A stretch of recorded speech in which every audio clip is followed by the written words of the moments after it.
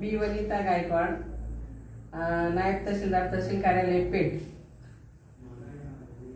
येथे कार्यरत असून मला गेल्या 4 वर्षापासून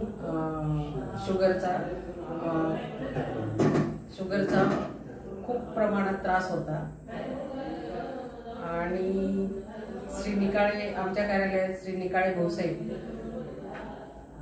यांच्याशी असेच चर्चा करताना मला त्यांनी शुगर आहे का असं विचारलं असता म्हटलं हो मला शुगर आहे.